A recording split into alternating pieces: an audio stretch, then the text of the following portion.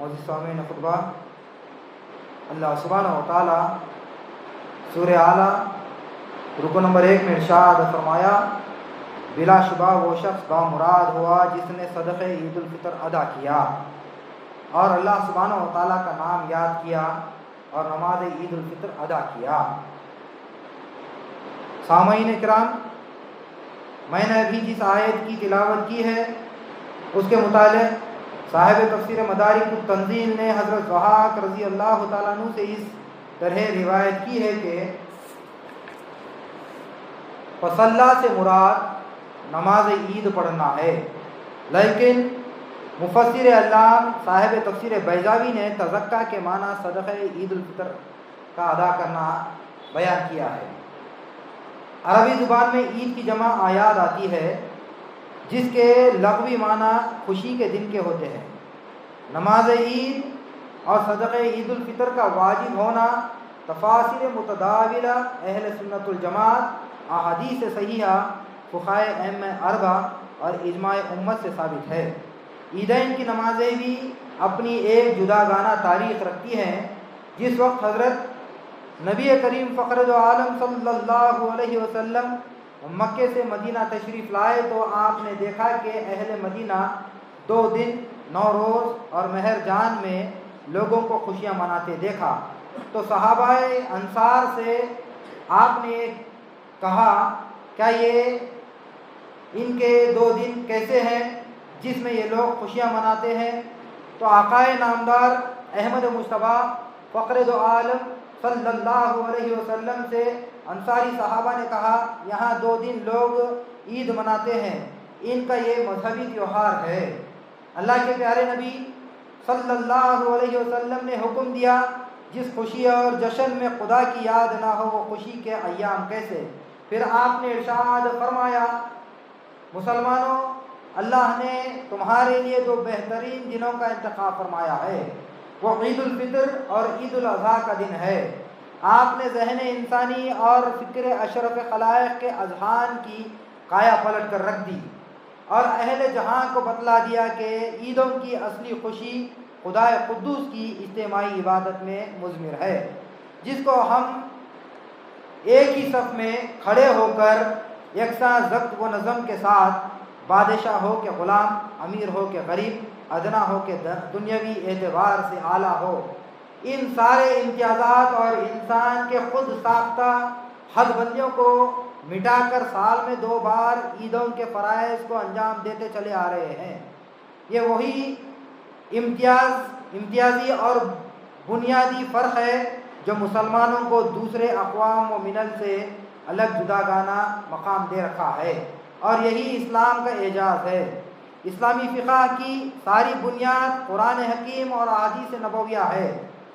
خدوری فقہ حنفی میں لکھا ہے کہ عید الفطر کے دن کھا کر، غسل کر کے، خوشبو لگا کر اور اپنا بہترین لباس زیب تن کر کے عیدگاہ کو جانا مستحب ہے۔ فقہ اسلامی نے احادیث صحیحہ سے اس امر کا استخراج کیا ہے کہ صدقہ فطر کا ادا کرنا واجب ہے۔ چنانچہ حضرت امام اعظم ابو حنیفہ علیہ رحمہ کے مسلک کو صاحب ہدایہ نے ان الفاظ میں بیان کیا ہے، صدقہ فطر ہر اس آزاد مسلمان پر واجب ہے جو نصاب کی مقدار کا مالک ہو، اور یہ نصاب سکونتی مکان، پہننے کے کپڑوں، اسباب سواری کے جانور اور غلام سے زیادہ ہو۔ لیکن ائمہ ثلاثہ حضرت امام مالک، امام احمد ابن حنبل اور امام شافعی کے پاس صدقہ فطر ادا کرنا فرض قطعی ہے۔ ان مباحث سے قطع نظر امام شافعی نے حضرت امام ابن عمر رضی اللہ تعالیٰ عنہ کی حدیث سے استدلال فرمایا ہے۔ حضرت ابن عمر رضی اللہ تعالیٰ عنہ سے حدیث مروی ہے کہ فرض رسول اللہ صلی اللہ علیہ وسلم زکوٰۃ الفطر علی زکوٰۃ الذکر والانثی، آپ نے ارشاد فرمایا، نبی پاک صلی اللہ علیہ وسلم نے فطروں کو عورتوں اور مردوں پر فرض فرمایا ہے۔ ہم مہدوی اس مسئلے میں حضرت امام شافعی کے ہم مسلک ہیں۔ ہمارے پاس صدقہ فطر ادا کرنے کے لیے صاحب نصاب ہونا ضروری نہیں ہے، اسی لیے دائرہ مہدویہ میں ہم کو ایسی 20 مثالیں ملتی ہیں کہ جو انتہائی احتیاط کے باوجود حضرت بندگی ملک الہداد خلیفہ گروہ رضی اللہ تعالیٰ عنہ نے صدقہ عید الفطر ادا کیا ہے۔ لیکن آج کل کے ماحول پر جب ہم نظر ڈالتے ہیں تو معلوم ہوتا ہے کہ اس عظیم فرض کی ادائیگی میں لاکھوں بہانے تلاش کرتے رہتے ہیں اور ہم اس کو گناہ سمجھنے تیار نہیں، بلکہ معاملہ اس کے برعکس ہے۔ روزوں کی قبولیت اور روزے دار کو پاک و صاف کرنے کا یہی صدقہ فطر ضامن ہے۔ حدیث شریف میں آیا ہے کہ آن حضرت نبی پاک صلی اللہ علیہ وسلم نے ارشاد فرمایا ہے کہ صدقہ عید الفطر روزوں میں واقع ہونے والے لغو اور برے کلام سے ایک روزے دار کو پاک و صاف کرنے کا موجب ہے اور مساکین کے لیے غذا مہیا ہو جاتی ہے۔ نبی پاک صلی اللہ علیہ وسلم کو اللہ سبحانہ و تعالیٰ نے حکم دیا، خذ من اموالہم صدقۃ تطہرہم فتزکیہم بہا۔ سورہ توبہ میں اللہ سبحانہ و تعالیٰ نے ارشاد فرمایا، اے نبی پاک صلی اللہ علیہ وسلم ان کے مالوں میں سے صدقہ لے کر ان کو پاک و صاف بنا دو۔ اس ارشاد باری تعالیٰ سے ظاہر ہے کہ صدقات کا دینا مسلمانوں کو پاک و صاف بنا دیتا ہے۔ یہاں سوال یہ پیدا ہوتا ہے کہ صدقہ فطر کی ادائیگی کا آخر طریقہ کار کیا ہے؟ فقہ اسلامی اس سوال کے جواب سے بھری پڑی ہے۔ فقہ اسلامی میں صدقہ فطر کا شرعی وزن 3 سیر اور کچھ تولہ ہوتا ہے۔ اناجوں میں جو، گندم یعنی گیہوں، کھجور، کشمش اور پنیر مانند بنا ہوا دہی ایک ساتھ دے سکتے ہیں، اور اسی طرح ہر قسم کا غلہ جو ہندوستان میں پایا جاتا ہے، پیدا ہوتا ہے، اس کو بھی دیا جا سکتا ہے۔ اس کی دوسری صورت رقم بھی ادا کی جا سکتی ہے۔ رقم دینے سے فائدہ یہ ہے کہ مساکین اپنی ضروریات روٹی اور کپڑے کا بندوبست کر سکتے ہیں۔ اگر آپ کسی کو غلہ دینا چاہتے ہوں تو لِوَجْهِ اللہ دیجئے اور اس بات کا ضرور اظہار فرما دیجئے کہ آپ یہ غلہ، روپیہ وغیرہ بطور صدقہ دے رہے ہیں، تاکہ سادات اس کو ہدیہ نہ سمجھ بیٹھے، ورنہ دینے والا بھی گنہگار ہوگا اور لینے والا بھی۔ میں نے لِوَجْهِ اللہ کا لزوم اس لیے لگایا ہے کہ قرآن مجید میں اللہ سبحانہ و تعالی ہم کو ایسا ہی کرنے کا حکم دیا ہے، انما نطعمکم لوجہ اللہ لا نریدکم منکم جزاء ولا شکورا۔ اللہ سبحانہ و تعالیٰ نے سورہ دہر رکو نمبر 1 میں ارشاد فرمایا، ہم تو تم کو صرف خدا کے لیے کھلاتے ہیں، ہم تو تم سے کوئی بدلہ اور شکریہ نہیں چاہتے۔ یہی وہ حقیقت بالغہ ہے جس کو مہدویت نے فروغ دیا ہے۔ دعوت کے محافل میں آج بھی کھلانے والا اللہ دیا ہے کہہ کر کھانے کی اجازت دیتا ہے۔ یہ وہ پاکیزہ الفاظ ہیں جس میں ذات کی نفی اور اللہ کے راضی ہونے کا اثبات ہوتا ہے۔ یہ میزبان تو صرف اپنے کو خدا کا مامور نمائندہ سمجھتا ہے، یہ وہ راز ہے، نہ کھانے والے کو شرمندگی اور نہ کھلانے والے اور نہ دینے والے کو یہ خیال پیدا ہو سکتا ہے کہ وہ کھلا رہا ہے۔ اسی لیے دینے والا ہو کہ کھلانے والا نہ وہ بدلے کا خواہش مند نظر آتا ہے، نہ شکریہ کا طلبگار۔ وَلِلَّهِ الْحَمْدُ۔ نبی کریم فخر دو عالم صلی اللہ علیہ وسلم نے صدقات ہوں کہ زکوٰۃ، ان دونوں کو باہمی اعانت کی تمثیلی تدبیر قرار دیا ہے، لیکن عادتاً بھی منگوں کے متعلق آپ نے ارشاد فرمایا ہے کہ جو ان صدقات و زکوٰۃ کو شرافت کے ساتھ لے گا اس کو اس میں برکت ہوگی، جو لالچ کے ساتھ اس کو لے گا اس کو برکت نہ ملے گی۔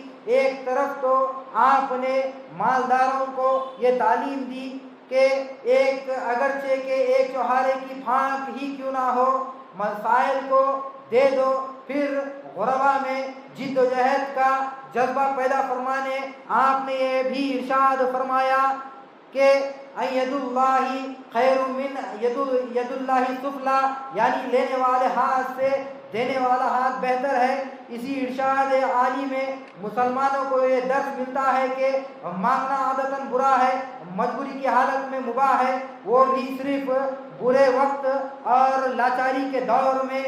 لیکن آپ نے ہدیہ اور تحفے کو رزق حلال طیب ارشاد فرما کر مبلغین اسلام، صادقین اسلام، علماء کرام اور مجاہدین فی سبیل اللہ میں اپنی ذات کو عملاً پیش فرمایا ہے کہ ہدیہ کبھی اور کسی وقت بھی دیا جا سکتا ہے، جس میں امیر اور غریب، دوست و احباب، اسی طرح پیر اور مرید ایک دوسرے کو ہدیہ دے سکتے ہیں، جو خاتمین علیہ السلام کا بہترین پسندیدہ طریقہ ہے۔ وصلی اللہ علیہ وآلہ وصحبہ اجمعین۔ میں اللہ سبحانہ و تعالیٰ سے یہ دعا گو ہوں کہ اللہ سبحانہ و تعالیٰ ہم تمام لوگوں کی عبادتوں کو، ہم تمام لوگوں کے روزوں کو، ہم تمام لوگوں کی خیر و خیرات کو، ہم تمام لوگوں کے عشور کو، ہم تمام لوگوں کے صدقات کو اور زکوٰۃ کو اللہ سبحانہ و تعالیٰ قبولیت کا جامع عطا فرمائے۔ اللہ سبحانہ و تعالیٰ سے یہ دعا ہے کہ ہم میں جتنے بھی پریشان حال ہیں اور جتنے بھی بیمار ہیں، ان پریشانیوں کو، ان کی بیماریوں کو دفع فرمائے۔ اللہ سبحانہ و تعالیٰ سے یہ دعا ہے کہ اللہ پاک امت مسلمہ کی حفاظت فرمائے ہر وبائی امراض سے۔ اللہ سبحانہ و تعالیٰ سے یہ دعا ہے کہ قوم مہدویہ کی اللہ سبحانہ و تعالیٰ حفاظت فرمائے ہر بلایات و آفات سے۔ اللہ سبحانہ و تعالیٰ سے یہ دعا ہے کہ ہمارے مرحومین جو گزر چکے ہیں، اللہ سبحانہ و تعالیٰ انہیں اپنی جوائر رحمت میں جگہ عطا فرمائے۔ اللہ سبحانہ و تعالیٰ سے یہ دعا ہے کہ ان کی قبروں میں اللہ سبحانہ و تعالیٰ جنت فردوس کی کھڑکی کو کھول ڈالے۔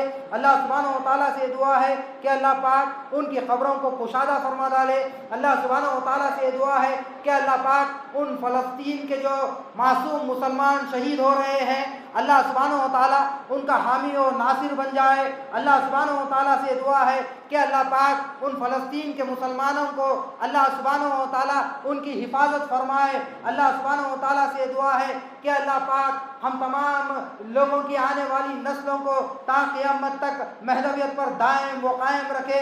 اللہ سبحانہ و تعالیٰ سے یہ دعا ہے کہ اللہ پاک ہم تمام لوگوں کے گناہوں کو معاف فرماتے ہوئے ہماری عبادتوں کو، ریاضتوں کو، ہمارے ذکر کو، فکر کو، قرآن مجید کی تلاوت کو، ہر چیز کو، ہماری شب قدر کی نماز کو قبولیت کا جامع عطا فرمائے، اور عید الفطر کی جو ابھی نماز ہم نے ادا فرمائی ہے اس کو بھی اللہ سبحانہ و تعالیٰ قبولیت کا جامع عطا فرمائے۔ اللہ سبحانہ و تعالیٰ سے یہ دعا ہے کہ اللہ پاک ہم تمام لوگوں کی عبادتوں کو قبول فرماتے ہوئے اللہ سبحانہ و تعالیٰ ہم تمام لوگوں کو محفوظ اور مامون کر دے ہر بلایات و آفات سے۔